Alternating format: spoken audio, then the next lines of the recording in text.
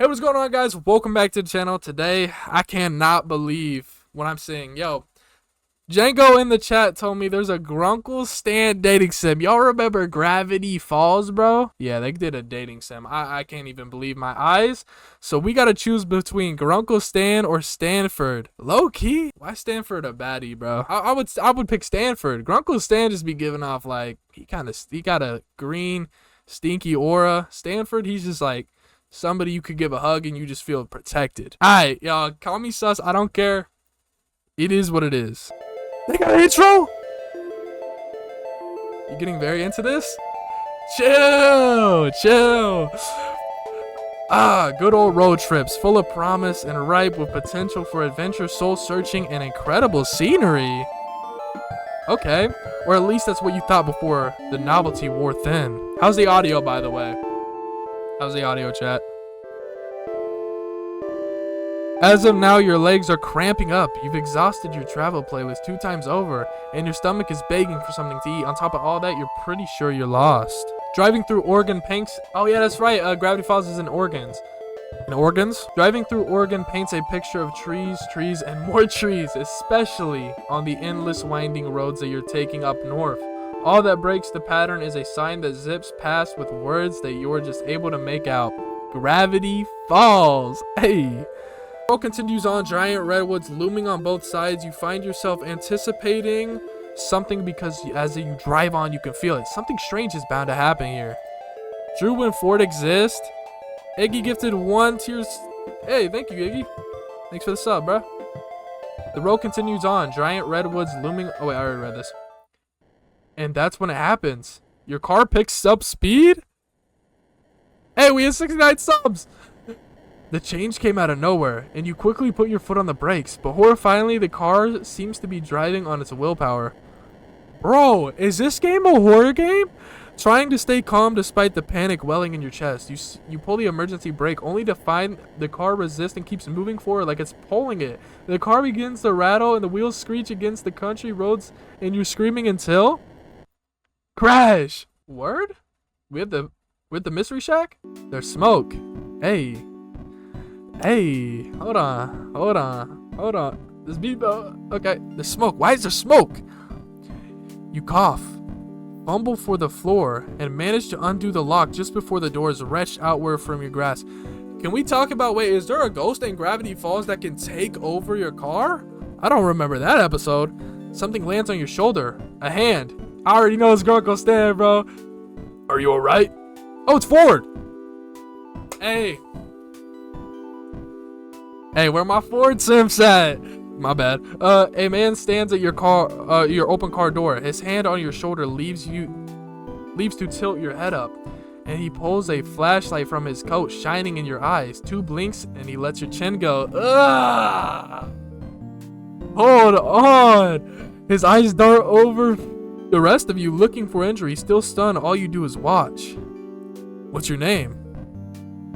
Oh, my name. This man wants to know my name. I'm drooling? Chill. Bark! Alright, bro. Wait. Oh, I gotta... Drew. The name's Drew. What I do? My pronouns? Ooh. Chat. It's my first time I said my pronouns on stream. She, her. Let's get it. Drew. I'm Stanford Pines. Ford for short. I will shake your hand, but you look shaken up enough as it is. Bro, you're actually geeking? Chill. You seem fine as far as I can tell, but you shouldn't head back out there anytime soon. Where on earth were you driving in such a hurry? Drew, is she her real? Alright, bro. This better not end up out on Wikipedia, bro. Yes, sister. Alright. You open your mouth to explain when a voice calls from inside the house. Poindexter? This better not be one of your experiments again. I've had this place rebuilt too many times. Poindexter. Is that a character? Slay Drew is crazy. The owner of the voice walks out of this house and stops slack-jawed at the sight of your car and the side of your guessing his house. My bad for my reading. Goodbye, YouTube. Oh, I can't believe I can't stick around for this, but have fun. Hey, Hey. Iggy, why didn't you just sub yourself? Goodbye, Django. We will miss you. We will miss you. Yeah. You must have hit your head earlier because you could swear you're seeing double. Oh, because they're twins. I get it. Yeah. Sweet Moses, Ford. You've done it this time. What? This had nothing to do with me. I was testing my magnet gun and... That's where it was. It was Ford's magnet gun. It must have pulled a victim of circumstances into the house. I suppose it is entirely my fault. I'm incredibly sorry. Reassure him. Reassure yourself. Cry. Drools intensely? Aye, bro. Reassure yourself. Reassure him. I guess we'll be nice about it. Like, what would I do in this situation? Realistically, I'm crying. Your tear streaks down from your cheek before you know it, you're crying. Both men look intensely uncomfortable, but Ford reaches out and gives you a hesitant pat on the shoulder. Hey, look, it's fine, alright? I'm sure there's a dent in the hood from the shack's signage, and a crack in the windshield that looks like an ominous triangle. Bill Cipher reference? Bill Cipher reference? Okay. I see y'all sliding it in. But I'm sure she'll still run. I don't give a shit that Stanford don't shower. That's just spice. Yuck. Pitiful dating simulator win? Facts. We need a sequel. You try to start it up. It sputters, but ultimately nothing happens. You feel like crying again. Oh. Well, let's call a tow truck for this unfortunate soul here and forget. I'll take care of it. You're right. It is cheaper to tow it yourself, Sixer. Get that magnet gun out again. Hey, Tro. Make I could demonstrate dating simulator? No, Stanley, I'm going to fix this. Ha! What? You fixed this mess? I've figured out a few alien vehicles in my time. Alright, bro. Nah, you kidding me? It'd take some sort of miracle worker to bring this baby back to life. And this miracle worker is on vacation. Alright, Stanley. Stanley, a moment. Oh, they're going to talk. Ford and Stanley turned away and you're left to your thoughts. Who can anticipate a car accident like this in the middle of a road trip? You can take care of the car, but how are you going to get home? They run buses out here, right? So take a bus here, and then of these two people, who would you date, Drew? I already said Stanford. Ford, I guess. Dude on the left. Alright, but I realistically, I wouldn't date either of them because I'm not, I'm not, into that. But Stanford, like I said, bro is not fruity. True. Ford clears his throat, shifting a little awkwardly in place. Seems like they finished their talk. So there are a few options. My brother Stanley here could drive you out of town to find a place to stay for the night, or you could stay the night here. We have some maps and information you can look into at the gift shop, and in the morning we can help you with your car. What do you say? Just as you're about to answer, a high-pitched voice comes from inside the house. Mabel or Dipper? Uncle Stan pictured this a whole week. Oh my gosh. Wait, who? Mabel! Hey! A girl that runs out of the house comes to a hole at the side of your car. Oh great. Grunkle Ford. Why is it everyone automatically thinks I'm at fault? Well, I mean, you are. Well, this time it is my fault, but I've invited Drew here to stay with us for the night. If she'd like, I'm sure I can fix this. I just have to figure out how. Stanley sighs. I can take a look.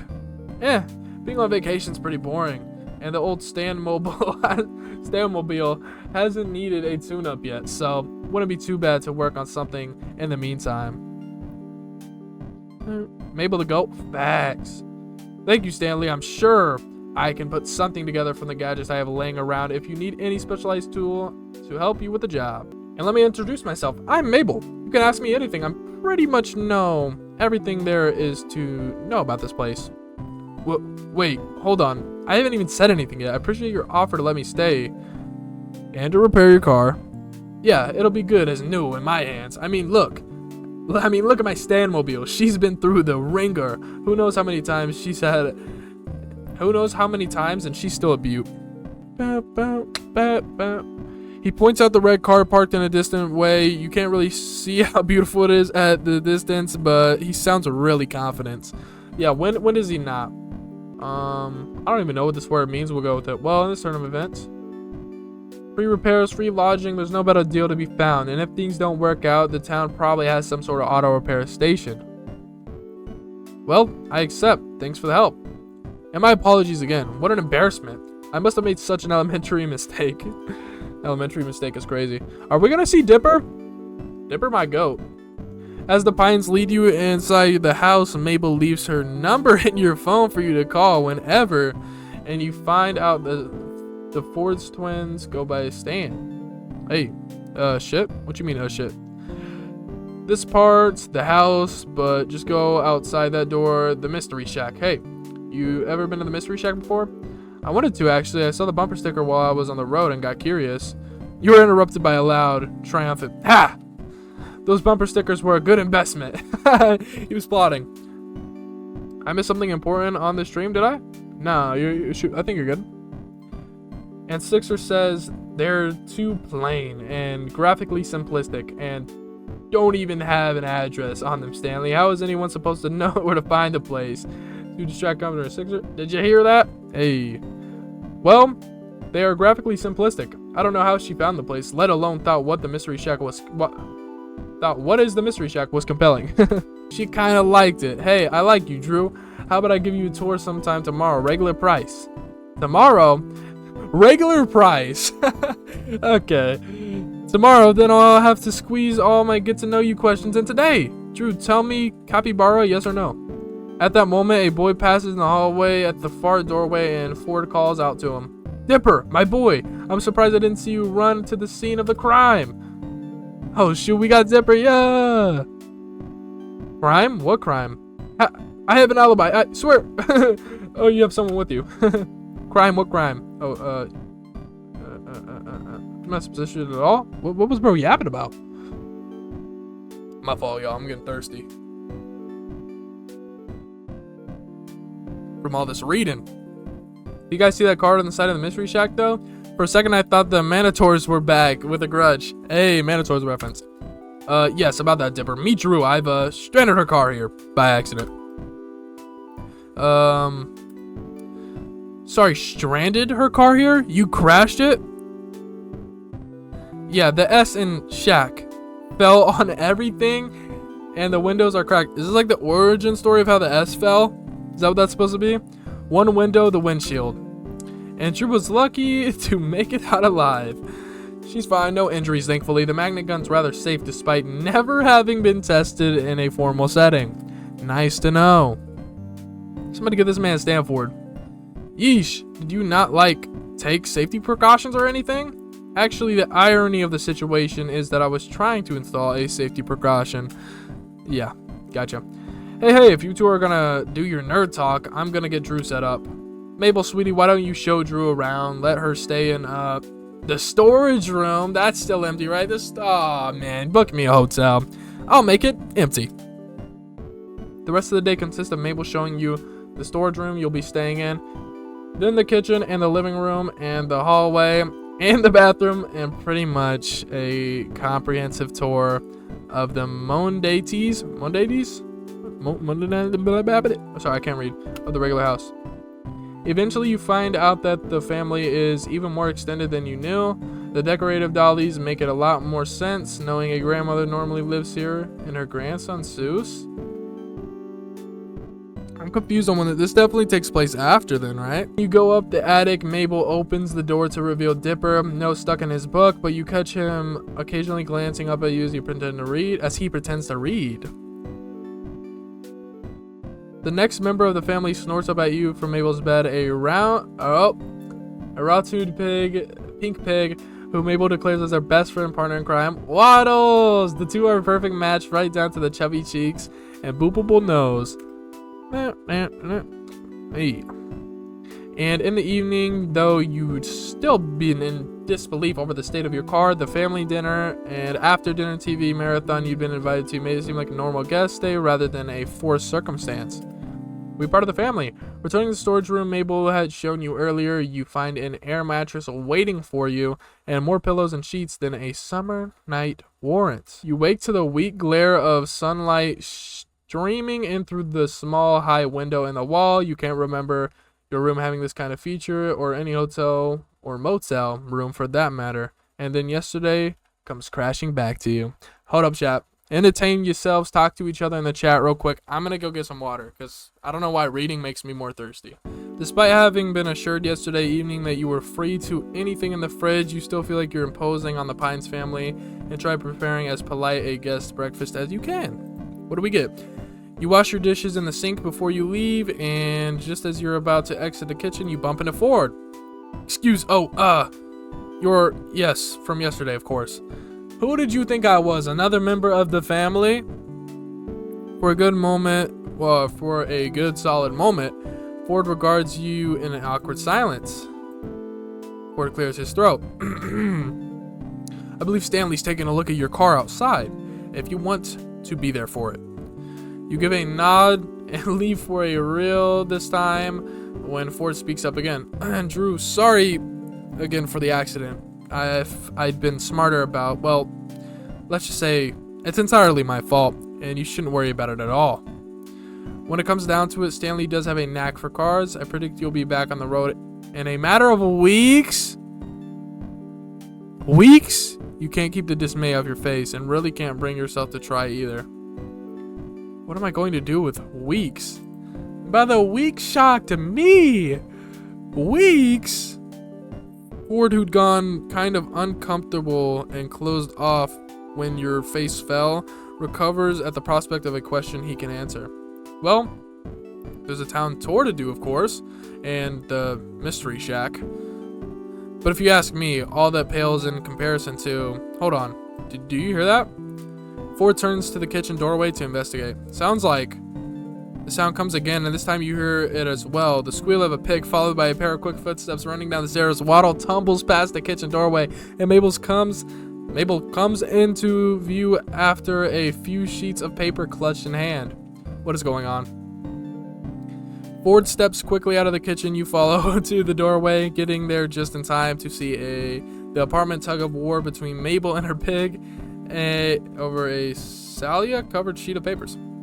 The paper rips, and nearly toppling backwards from her efforts, Mabel recovers, snatching the scrap of ripped papers from Waddle's jaws and lifting both pieces up victoriously. Nice. Ha ha, Mabel wins again. I just gotta find Grunkle Ford. Ford, who'd run forward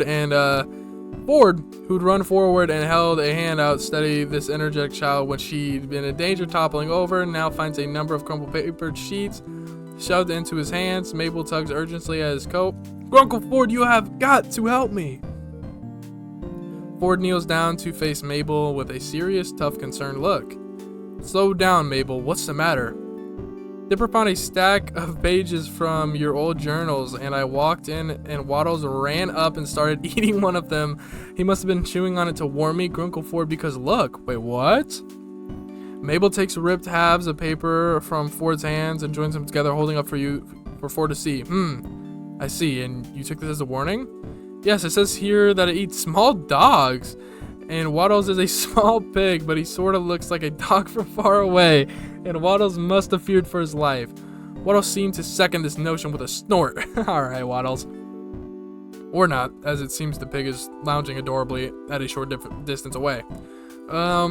You can imagine what dangerous predator could be. Some kind of wolf, something bigger. You suddenly not so keen on staying anymore. Yeah, I would probably get out of there too. Remember the pterodactyl? Oh yeah, I remember that. I told you about. Waddles was so scared at the time, I can't let him leave it at my side. You suppose pigs are allowed in museums around here? Oh, right. Yeah, so technically from our character's perspective, they don't really know anything about Gravity Falls and how crazy it is. How about I finish that repellent I never got around to completing? That'll keep Waddles safe from harm. Mabel flops down on the floor in relief. Grunkle Ford, you are an actual lifesaver. Waddles, you have nothing to fear. Ford chuckles, lifting himself out of the kneel and standing back up. Alright, I'll go get my receipt. Ford turns to leave, and suddenly you remember, with nothing better to do for weeks, you're going to be here. It wouldn't hurt to get to know Ford. He seems to know that there is a He seems to know what there is to do around town. Anyways, you'll need that not to die of boredom in the first week. Or more presently, you could go check on your car and see what Stan's made of it so far. You're not exactly eager to face seeing your car on the side of the house again, though. Good to know Ford. So I'm guessing this is gonna be like, hey, who we trying to go for? Get to know Ford, check on the car. Honestly, if I'm gonna be honest with y'all, I feel like Stanley's dialogue is gonna be more fun. So let's go check on the car. After Ford leaves, Mabel rolls away her pig towards the living room, and you head out of the house in search of Stan. The mystery shack should only have 4 main sides, but you feel like you've made your rounds the past 5 of them before finally seeing your absolute wreck of a car. You swear it looks even worse than it did when you crash it. It looks worse? Ah, nah, bro. Stan stands before it, hands on hips, as he looks at the large wooden S that's made its indent on the car's hood. How bad is it? Can't tell yet. Not till I get a letter. Not till I get the letter off the hood. That S never did like to stay in place. Mystery hack, huh? Look, if you're gonna insult me, bro, we ain't insulting you. Calm down. Oh, you were reading the sign. I'm fixing that later. All right? Just avert your eyes. Don't look at it. Offer to help him? Why not? Why not? Guess we should fix it as soon as possible then. Sounds good to me. Give me a hand here, would ya? Hey. Stan directs you to help him push wooden S off the car. It stalls a little in its own dent, but with another firm shove, and meets the ground. Stan gives it another push with a grunt, and it tips, falling completely to the ground with a whomp. Whomp. Now that it's free of its burden, Stan lifts up the dented hood of the car to take a look inside. He hums and hums and rubs a hand over his chin in thought, walking over to the toolbox and grabbing a tool before walking back, still assessing the damage. Yeah, this one's gonna take a while. Yeah, as expected. You've got parts that need replacing, not to mention she's not gonna look so hot after this, not unless Ford's got tech squirreled away somewhere that can smooth out these dents. Zort gameplay? I got you. The more he tells you of the situation, the more this all stinks in. You really are stuck here. Stan spots your worried frown. Hey, Drew. Right? Look, I know how this sounds, but with me on the job, you'll be all set and back on the road in no time. You literally just said it'll take a while. You think so? Kid, I know so. I've even got a plan to get the replacement parts of yours. I might not be able to clean up all the scuffs marks after I'm done, but she'll run. And hey, so maybe you've got to stay a couple of days. So what? There are worse places to get stranded, believe me. Yeah, in fact, I'd even say the Mystery Shack is the best place to get stranded. We've all got tons of stuff for people just passing through. Merchandise, magic, mystery, any other words, mayhem. You get the idea.